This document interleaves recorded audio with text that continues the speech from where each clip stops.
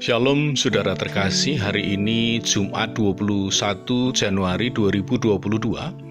Mari kita kembali bersama mengikuti renungan harian yang dikeluarkan oleh Sinode Gereja Kristen Okumene di Indonesia atau GKO dengan berpedoman pada pola pembacaan Alkitab 4M. Untuk itu mari kita bersama berdoa. Allah Bapa yang menyediakan bagi umat-Mu kemuliaan Allah yang menetap dalam setiap diri dan keluarga kami, serta berdampak bagi sesama semakin luas. Maka kami membuka hati untuk kebenaran Allah yang kami terima hari ini.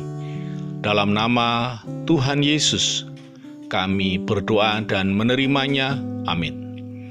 Saudara-saudara terkasih, untuk merenungkan firman Tuhan ini, saya bersama istri Ibu Yuni yang secara bergantian mengajak setiap kita untuk menerima, merenungkan, melakukan, dan membagikan firman Tuhan dari Yohanes pasal 2 ayat 9-10 dengan judul Kemuliaan Keluarga Terlihat dari Pelayanan. Yohanes 2 ayat 9-10. Setelah pemimpin pesta itu mengecap air yang telah menjadi anggur itu, dan ia tidak tahu dari mana datangnya, tetapi pelayan-pelayan yang mencedok air itu mengetahuinya. Ia memanggil mempelai laki-laki dan berkata kepadanya, "Setiap orang menghidangkan anggur yang baik terlebih dahulu, dan sebelum orang puas minum, barulah yang kurang baik. Akan tetapi engkau menyimpan anggur yang baik sampai sekarang." Dari bacaan tadi, kita bersama-sama menggali isi Alkitab dengan menggunakan pertanyaan-pertanyaan berikut ini. Pertama, bagaimana kemuliaan Allah dapat menetap dalam keluarga? Yaitu dengan taat mendengar apa kata Tuhan dan dengan setia melakukan firman Tuhan. 6 tempayan itu masing-masing berisi 2 atau 3 buyung. Penulis Injil memperkirakan yang pertama 6 tempayan tersebut digambarkan sebagai tempayan batu yang lebar dan setinggi dada seorang laki-laki dewasa yang digambarkan sedang menciduk dari tempayan itu. Yang kedua, berikutnya para penulis Injil menunjukkan kepada kita isi masing-masing tempayan itu antara 17 sampai 26 galon. Pelayan-pelayan yang taat mendengar apa kata Tuhan Yesus, sehingga terjadi mujizat Tuhan, air berubah menjadi anggur. Pemimpin pesta tidak tahu dari mana datangnya anggur yang baik itu, maka memanggil mempelai laki-laki untuk menanyakannya. Tetapi hanya pelayan yang taat, yang tahu bahwa air telah berubah menjadi anggur oleh karena mujizat Tuhan Yesus. Maka hal ini dapat juga berarti bagi keluarga yang mengalami pergumulan dalam kepanikan, dalam kerinduan membahagiakan keluarga dan sesama. Maka jika kepala keluarga dan seluruh anggotanya taat dan setia melakukan perintah Tuhan dengan tanpa henti, terus mengisi sampai penuh dimensi spiritualnya, atau mengisi penuh melimpah tubuh, jiwa, dan rohnya dengan relasi kepada Allah atau memasuki hadirat Allah, sehingga hidup sepenuhnya dikendalikan oleh Allah.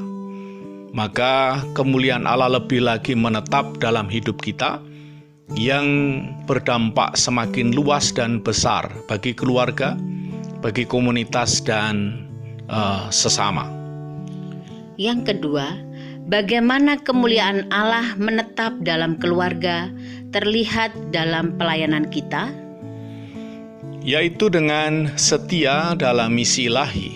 Anggur bisa menjadi gambaran hidangan atau menu utama dalam setiap meja keluarga. Isi menu atau sajian anggur yang membuat anggota keluarga, komunitas, dan sesama menjadi penuh sukacita. memiliki kehangatan dan relasi yang indah.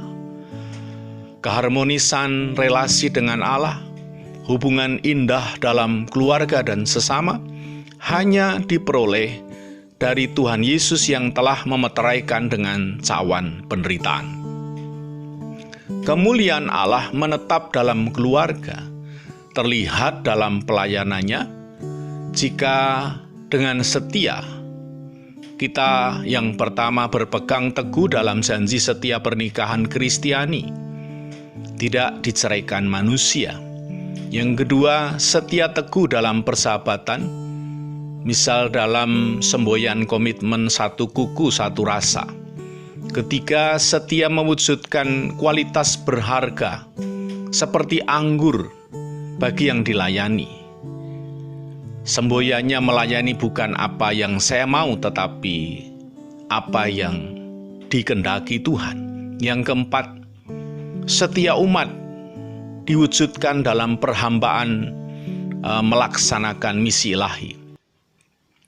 Maka setia kepada Tuhan wujudnya dalam pernikahan, setia pada pasangan, setia dalam persahabatan, setia dalam kualitas melayani, dan setia dalam misi ilahi. Kemuliaan Allah atau hadirat Allah menetap dalam keluarga dan sesama dengan semboyan dan diwujudkan.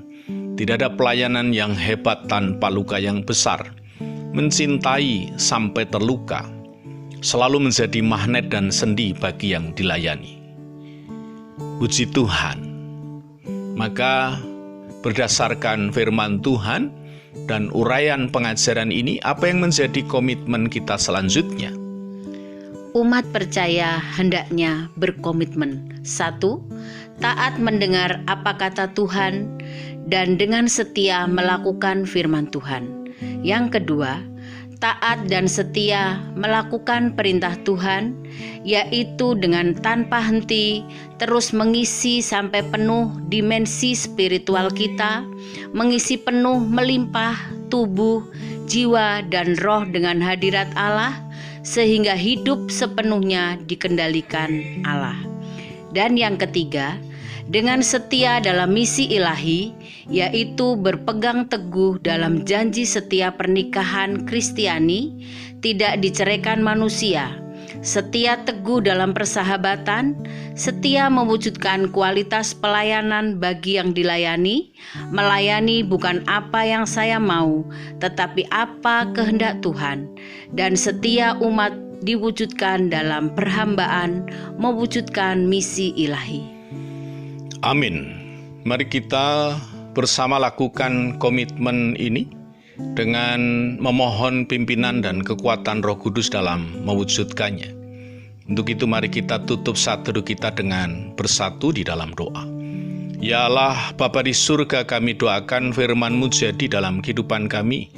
Kami juga berdoa bagi siapa saja yang mendengarkan renungan hari ini, agar setiap kami dapat hidup taat setia, sehingga kami semua hidup mencapai maksud Tuhan, dan hidup kami semakin berdampak luas dan menjadi besar untuk solusi bagi sesama. Dalam nama Tuhan kami Yesus Kristus kami telah berdoa menerimanya. Amin.